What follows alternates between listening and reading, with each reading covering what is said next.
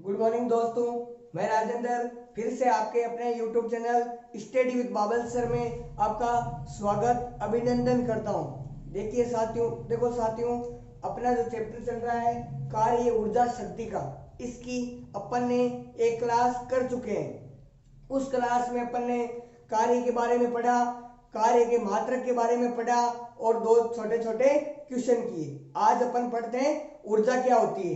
देखिए देखो दोस्तों, ऊर्जा ऊर्जा क्या होती है? कार्य करने की क्षमता को क्या बोलेंगे? हम ऊर्जा बोलेंगे। मतलब ऊर्जा कहां से प्राप्त होगी? ऊर्जा अपन जैसे खाना खाएंगे तो अपने को एनर्जी प्राप्त होगी, इससे अपन क्या है, ज्यादा से ज्यादा अपन काम कर सकते हैं। ऊर्जा के अगर एक दो अपन जैसे आप लोगों ने देखा है या अनुभव भी किया होगा, जैसे मान लो जो तेज पानी है, तेज पानी अपने बहाव के साथ क्या ले जाता है? लकड़ी को ले जाता है। और बड़ी बड़ी जैसे तेज आंधी चल रही है तो आंधी चल रही है तो आंधी क्या है? बड़े बड़े पेड़ को तोड़ देती है। इन से अपन देखते हैं कि गतिमान वस्तु में क्या होती है? कार्य करने की क्षमता हो जाती है। गतिमान वस्तु में कार्य करने की क्षमता होती है।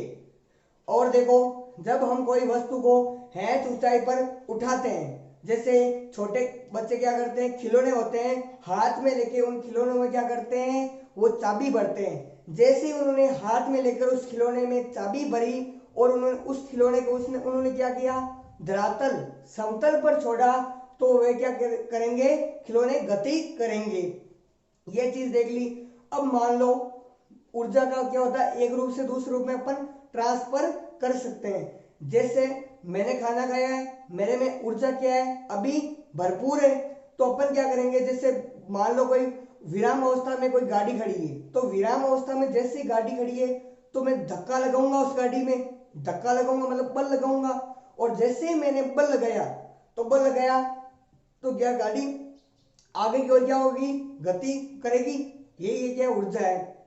ऊर्जा को अपन बोलेंगे कार्य करने की क्षमता को ऊर्जा कहते हैं।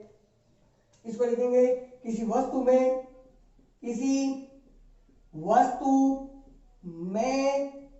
कार्य करने की क्षमता, कार्य करने की क्षमता को ऊर्जा कहते हैं। ऊर्जा कहते हैं। ऊर्जा क्या है दोस्तों? कार्य का क्या है? एक स्वरूप है ना? तो ऊर्जा का मात्रक क्या होगा? ऊर्जा का मात्रक क्या होता है? जूल होता है। क्या होता है? जूल होता है। ठीक है, जिसको अपन इस जैसे क्या करेंगे? प्रदर्शित करेंगे। अगर ऊर्जा कार्य का स्वरूप है तो कार्य, ठीक है, कार्य स्वरूप है। ऊर्जा कैसी राशि है? ऊर्जा एक अदिश राशि है। ऊर्जा अदिश राशि है। ऊर्जा अदिश राशि है। अदिश राशि होती है। ऊर्जा क्या है? अदिश राशि होती है। ये मैंने ऊर्जा के बारे में देखा। अब क्या है? ऊर्जा के कई सारे प्रकार होते हैं। ऊर्जा कई सारे प्रकारों में मतलब विद्यमान होती है। जैसे आप यांत्रिक ऊर्जा ले लो, विद्युत ऊर्जा ले लो, गुरुत्वीय ऊर्जा ले लो, नाभिकीय ऊर्जा ले लो, रासायनिक ऊर्जा ले लो। ऊर्जा के क्या है? घने सारे टाइप है। ठीक है, जैसे प्राकृतिक घटनाएं, जैसे ज्वार भाटा, ठीक है, तेज हवाएं चल रही है, इनसे अपन ऊर्जा प्राप्त कर सकते हैं। तो ऊर्जा के प्रकार ये देखो, ऊर्जा के प्रकार के बारे में देखते हैं अपन एक एक के बारे में। ऊर्जा का प्रकार पहला है यांत्रिक ऊर्जा। ठीक है, यांत्रिक ऊर्जा। दूसरा ले लो आप विद्युत ऊर्जा। ठीक है, तीसरा ले लो आप रासायनिक ऊर्जा।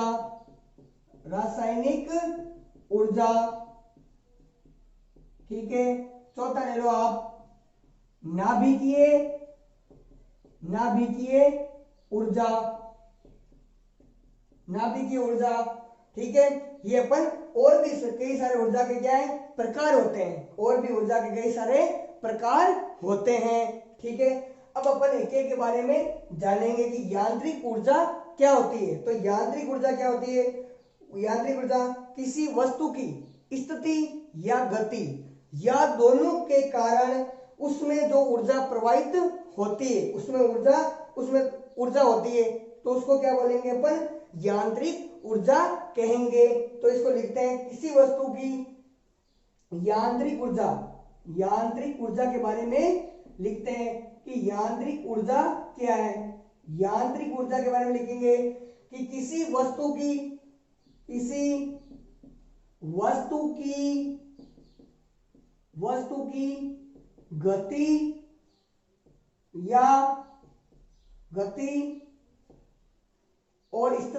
गति और स्थिति या दोनों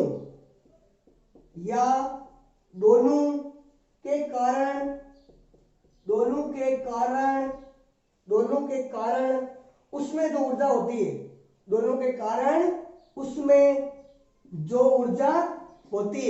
ऊर्जा होती है, उसको क्या बोलेंगे अपन, यांत्रिक ऊर्जा बोलेंगे। यांत्रिक ऊर्जा क्या है, किसी वस्तु की गति या स्थिति, मतलब या तो कोई वस्तु क्या कर रही है, गति कर रही है, या स्थिति मतलब स्थिति या दोनों के कारण उसमें जो ऊर्जा होती है वो यांत्रिक ऊर्जा होती है। दूसरा है अपने पास विद्युत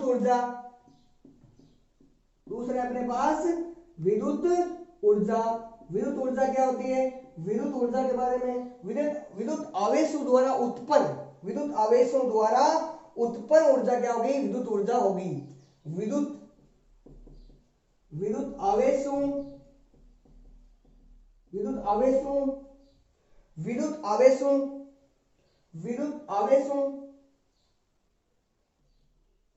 आवेशों के द्वारा उत्पन्न ऊर्जा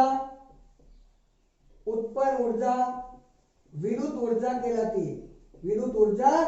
कहलाती है। तीसरा क्या है, रासायनिक ऊर्जा। यानी कि किसी वस्तु में रासायनिक अभिक्रिया से प्राप्त, ठीक है, किसी रासायनिक ऊर्जा। तीसरी आती है रासायनिक ऊर्जा। रासायनिक ऊर्जा क्या होती है, रासायनिक अभिक्रिया से प्राप्त ऊर्जा, ठीक है, रासायनिक अभिक्रिया से प्राप्त ऊर्जा,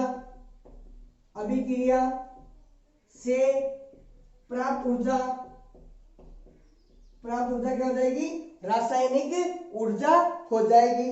अगली क्या है, नाभिकीय ऊर्जा। क्या होगी, नाभिकीय ऊर्जा, नाभिकीय विकटन व नाभिकीय संलयन दोनों के परिणाम स्वरूप प्राप्त ऊर्जा नाभिकीय ऊर्जा हो जाएगी।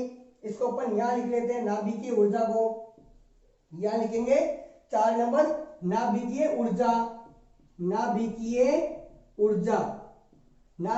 क्या हो जाएगी, नाभिकीय ऊर्जा क्या लिखेंगे पर नाभिकीय ऊर्जा को कि नाभिक विकटन और संलयन, नाभिक विकटन या संलयन, नाभिकीय विकटन या संलयन के परिणाम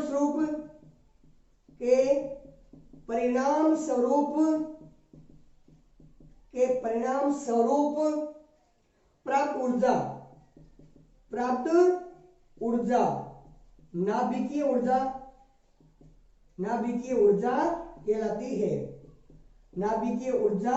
कहलाती है। ठीक है, एक होता है गुरुत्वीय ऊर्जा, एक होती है गुरुत्वीय ऊर्जा। इसको आगे देखेंगे। देखिए ऊर्जा के प्रकार, यांत्रिक ऊर्जा, विद्युत ऊर्जा, रासायनिक ऊर्जा, नाभिकीय ऊर्जा।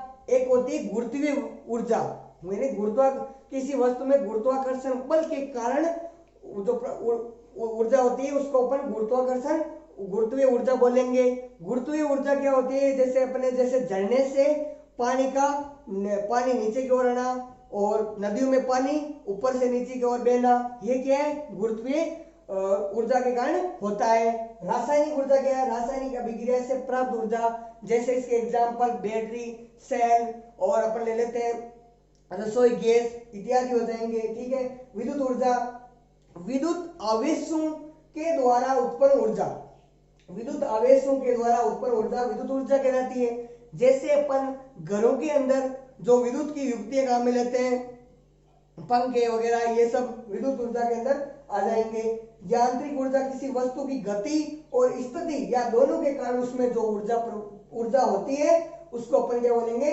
यांत्रिक ऊर्जा बोलेंगे। देखो साथियों, अब तक अपन ने ऊर्जा क्या होती है, ऊर्जा किसी वस्तु में कार्य करने की क्षमता को अपन क्या कहेंगे, ऊर्जा कहते हैं। ऊर्जा का मात्रक देखा, ऊर्जा का मात्रक और कार्य का मात्रक समान ही होता है, क्यों, ऊर्जा कार्य का क्या है, एक स्वरूप है। तो कार्य का मात्रक जूल होता है, तो ऊर्जा का मात्रक भी जूल होगा। ऊर्जा क्या है, एक अदिश राशि होती है। अपन ने ऊर्जा के प्रकार को पढ़ा। आप यहां तक इस वीडियो को पॉज करके आराम से नोट डाउन कीजिए, फिर इसके आगे बात करते हैं।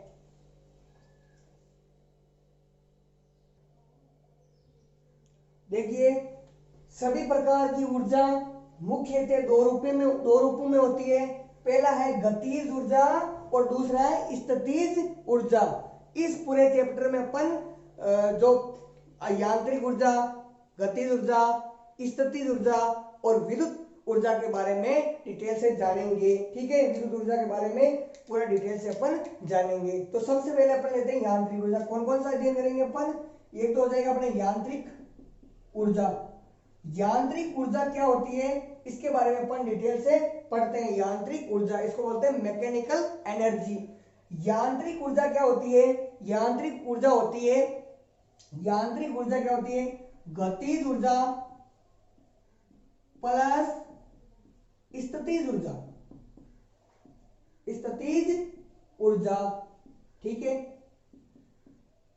यांत्रिक ऊर्जा क्या होती है, गतिज ऊर्जा प्लस स्थितिज ऊर्जा के योग के बराबर होती है।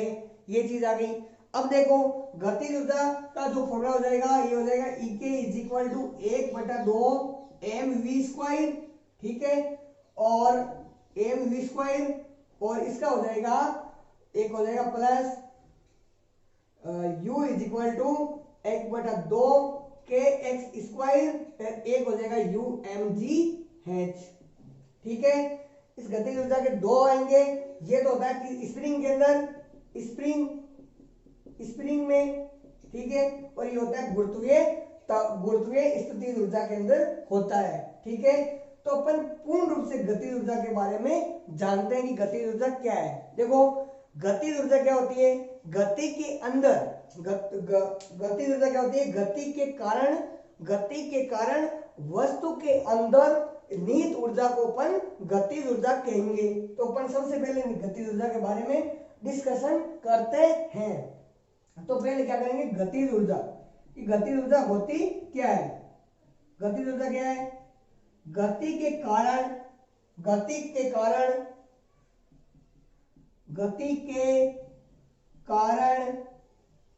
वस्तु के अंदर निहित ऊर्जा को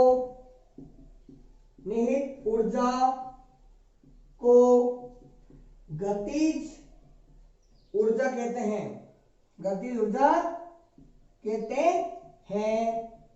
ठीक है, गति के कारण वस्तु के अंदर निहित ऊर्जा को ही गतिज ऊर्जा कहते हैं। देखो, गति ऊर्जा क्या होती है, जैसे घोड़े का दौड़ना, बच्चों का खेलना, पक्षियों का आकाश में विचरण करना, या हवाई जहाज का आकाश में उड़ना, ये सब क्या है, इनमें क्या है, कार्य कब करेंगे, जब इनके अंदर गति होगी। तो अपन गतिज ऊर्जा के बारे में देखते हैं। इसका एक डेरिवेशन आएगा, तो इसका ये formula E is equal to 1/2 mv² क्या है, इसके अपन डिटेल्स में बात करते हैं। तो देखो, अपन बात करेंगे गतिज ऊर्जा की। तो गतिज ऊर्जा के अंदर अपन बात करेंगे ये कि गतिज ऊर्जा क्या है कि E is equal to 1/2 mv²। इसके बारे में अपन डिटेल से पढ़ते हैं। इससे पहले आपने 9th क्लास के अंदर पढ़ा था कि न्यूटन के गति के तीन समीकरण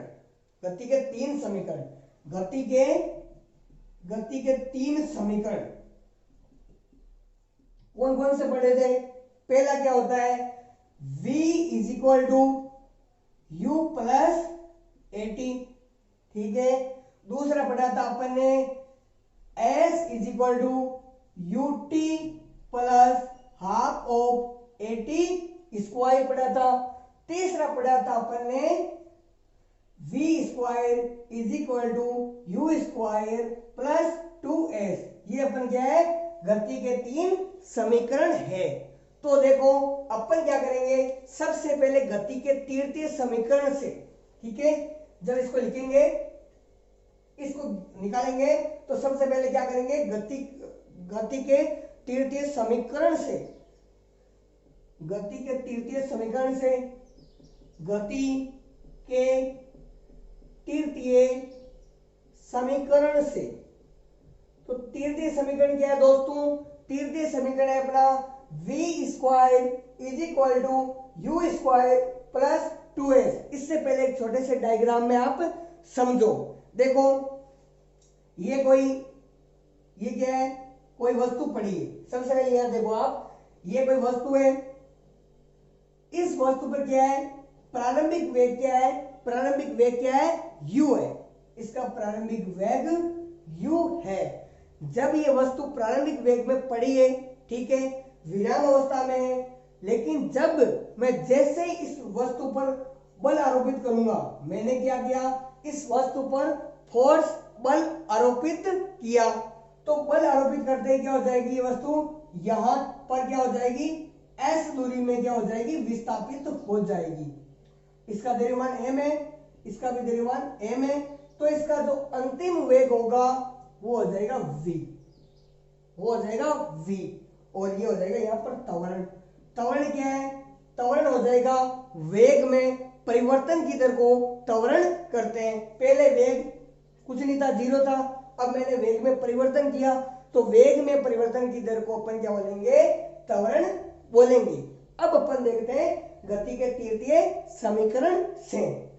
गति के तृतीय समीकरण से अपन देखते हैं, तो गति का तृतीय समीकरण क्या है, गति का तृतीय समीकरण है v square is equal to u square plus 2as।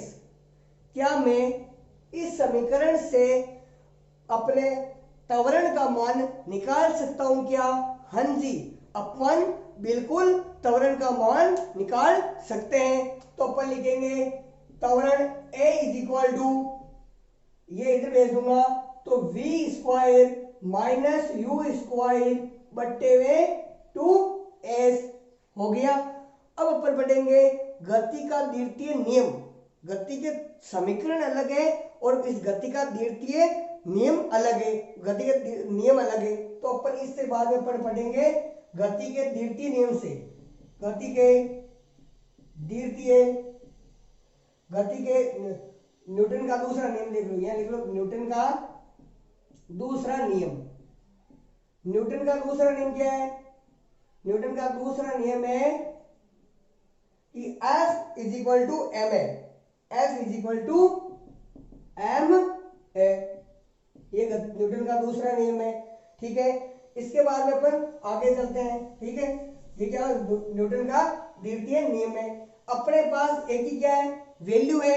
अपन ने भी देखा है, त्वरण निकाला है, तो इस जगह क्या मैं वैल्यू को पुट कर दूं? हाँ जी, अपन इसकी जगह वैल्यू पुट कर सकते हैं। तो अपन देखिए आगे, तो F is equal to m v square minus का यू स्क्वायर बटा 2s। ये मैंने इसकी क्या किया, एक ही जगह मैंने वैल्यू पुट कर दी और एक ही वैल्यू ये अपने पास। ठीक है, इसके बाद में क्या है, अपन कल पढ़ा था कि कार्य क्या होता है, कार्य बल इंटू बल की दिशा में विस्थापन, यानी अपन वर्क की बात करेंगे, आगे कार्य की बात करेंगे, तो F इंटू एस। ठीक है, F का मान तो अपने पास है और S क्या है, विस्थापन है। जब इसको अपन पुट करते हैं आगे, तो W is equal to F का मान लिख लेंगे। F का मान हो जाएगा m v square minus u square बट्टे में 2s और इंटू s क्या, ये विस्थापन है, मैंने पुट कर दिया। ठीक है, अब अपन क्या करेंगे, इस एस से इस एस को क्या कर देंगे, काट देंगे। तो W is equal to 1/2 m v square minus का u स्क्वायर लिख देंगे। अब देखो ये मैंने यहां तक कर दिया, क्या मैं W क्या है, कार्य है, ये क्या है, W बराबर क्या है, कार्य है, कार्य को अपन W से डिनोट करेंगे। तो ऊर्जा कार्य का क्या है, एक रूप है, तो इसके बाद अपन लिख देंगे, इसको लिख देंगे एनर्जी, लिख सकते हैं ना। तो E के is equal to 1/2 m v square minus u square अपन ने लिख दिया, हो गया। अब देखो ये तो v क्या है, यहां पर v अंतिम वेग है और u प्रारंभिक वेग है। आप इसमें चाहे कोष्टक में लिख सकते हो, v क्या है, अंतिम वेग और u क्या है, वस्तु का प्रारंभिक वेग, ठीक है। अब क्या है, देखो इसको चाहे आगे खोल के सोल्व कर लो, चाहे इसको अपन यहां पर भी सोल्व कर सकते हैं। देखो यहां क्या है, वस्तु का प्रारंभिक वेग, जैसे ये वस्तु पड़ी थी तो प्रारंभिक इसका वेग क्या था, 0, मतलब वस्तु पर कोई कार्य, मतलब वस्तु क्या है, कई विराम अवस्था में थी, तो इसका क्या था, वेग है, प्रारंभिक वेग 0 होगा। प्रारंभिक वेग क्या है, 0 है, तो मैंने प्रारंभिक वेग को क्या कर दिया, 0 कर दिया। यहां देखो आप इस जगह इसको यहां लिख लो, ठीक है। अब अपन यहां कर लेंगे, चाहे आगे इधर कर लो, प्रारंभिक वेग क्या है, 0 है, ऐसा इसको खोल के रख दो, ठीक है। खोल के रखोगे तो भी फाइनल यही चीज आनेगी कि ये बाद में, तो अपन इसी से आगे सोल्व कर लेते हैं। तो E के is equal to 1/2 m v square minus प्रारंभिक वेग 0, प्रारंभिक वेग क्या है, 0 है, तो ये सीधा आ जाएगा अपने E के is equal to 1/2 m v square, E के is equal to 1/2 m v square हो जाएगा, ठीक है। देखो आगे जो गतिज ऊर्जा है, इस गतिज ऊर्जा का मान कैसे होता है, गतिज ऊर्जा का मान हमेशा धनात्मक होता है। गतिज ऊर्जा वस्तु के द्रव्यमान व वेग पर निर्भर करती है, लेकिन वेग की दिशा पर निर्भर नहीं करती है। तो गतिज ऊर्जा का मान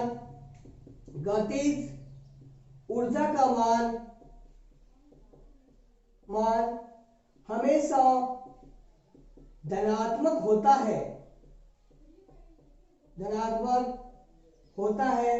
गतिज ऊर्जा का मान द्रव्यमान व वेग पर निर्भर करता है। गतिज ऊर्जा का मान द्रव्यमान व वेग पर निर्भर करता है, द्रव्यमान एंड वेग पर निर्भर करता है। तीसरी है, गतिज ऊर्जा का मान वेग की दिशा पर निर्भर नहीं करता है। गतिज ऊर्जा का मान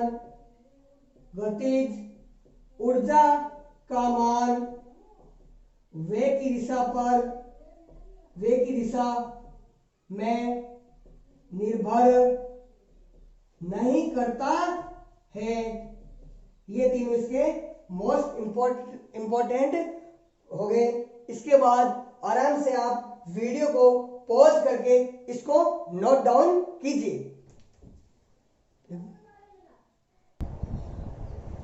देखो दोस्तों, एक न्यूमेरिकल क्वेश्चन है। क्वेश्चन क्या है कि एक समान वेग से गतिमान वस्तु की गतिज ऊर्जा 2500 जूल है। यदि वस्तु का द्रव्यमान 50 केजी हो तो उस वस्तु का वेग ज्ञात करना है। तो अपने को दिया हुआ क्या है, सबसे पहले अपन वो चीजें लिख लेते हैं। तो गतिज ऊर्जा दी हुई है अपने को, तो E के इज इक्वल टू कितनी दी है, E के इज इक्वल टू दी है 2500 जूल, ठीक है। आगे क्या बोल रहा है, यदि वस्तु का द्रव्यमान m का मान कितना दिया हुआ है अपने पास 50 kg दिया हुआ है और उस वस्तु का वेग ज्ञात करो। वस्तु का क्या करना है अपने को, वेग ज्ञात करना है। तो सबसे पहले अपन गतिज ऊर्जा क्या होती है, गतिज ऊर्जा लिखेंगे अपन कि Ek is equal to 1/2 mv² क्या होती है, गतिज ऊर्जा होती है। अपने को क्या करना है, वेग का मान ज्ञात करना है। तो आप वेग को इधर लेके आ जाओ, v² इज इक्वल टू ये ऊपर आ जाएगा 2Ek/m, ये इसका हो जाएगा नया फॉर्मूला। तो इसको जैसे ही अपन आगे सोल्व करेंगे, इसको लिखेंगे v² 2Ek, गतिज ऊर्जा कितनी है अपने पास, गतिज ऊर्जा अपने पास 2500 जूल है। तो 2 गुणा 2500 बटा m का मान कितना है, द्रव्यमान कितना है अपने पास 50 kg है, लिख लो। जब इसको आगे अपन सोल्व करेंगे तो 1 0 से 1 0 और 5 से 5वां 50, ठीक है। तो v² क्या हो जाएगा, 50 को 2 से गुणा करेंगे तो आ जाएगा 100। तो v² का मान आया है 100 आ जाएगा। अब अपने को क्या करना है, वेग का मान ज्ञात करना है। तो 100 इसको लिखेंगे v is equal to ±10 metre पर सेकंड हो जाएगा। ये अपना आंसर हो जाएगा। देखिए दोस्तों, क्वेश्चन में अपने को न्यूमेरिकल क्वेश्चन से अपन डरेंगे नहीं, उसकी लैंग्वेज पकड़ना है। अगर उसकी लैंग्वेज को अपन ने पकड़ लिया तो अपन आसानी से क्वेश्चन को इजीली सोल्व कर सकते हैं। कुछ नहीं किया भाई, मान जैसे जैसे दिया हुआ है वैसे पुट कर दो और फॉर्मूला बना लो। फॉर्मूला आ गया अपने पास, वैल्यू को पुट करो और इस वैल्यू को वैसे आप आंसर निकाल सकते हो। देखो दोस्तों, अगर आपको ये क्लास अच्छी लगी है तो वीडियो को ज्यादा से ज्यादा शेयर करो, ठीक है। अगर आप इस चैनल पर अभी तक नए हो तो चैनल को सब्सक्राइब कर लीजिए। आज की पूरी क्लास के अंदर अपन ने ब्रीफ के अंदर बताऊं तो अपन ने ऊर्जा पढ़ा, ऊर्जा के प्रकार पढ़े, ऊर्जा के प्रकार के बारे में जाना और उसके बाद में अपन ने यांत्रिक ऊर्जा पढ़ा। यांत्रिक ऊर्जा के अंदर अपन ने गतिज ऊर्जा को उसका छोटा सा डेरिवेशन किया और उस डेरिवेशन के बाद गतिज ऊर्जा किस पर निर्भर करती है, गतिज ऊर्जा का मान कैसे होता है, गतिज ऊर्जा किन पर निर्भर नहीं करती है। फिर अपन ने लास्ट में एक छोटा सा न्यूमेरिकल क्वेश्चन किया, ठीक है दोस्तों। धन्यवाद, थैंक्स।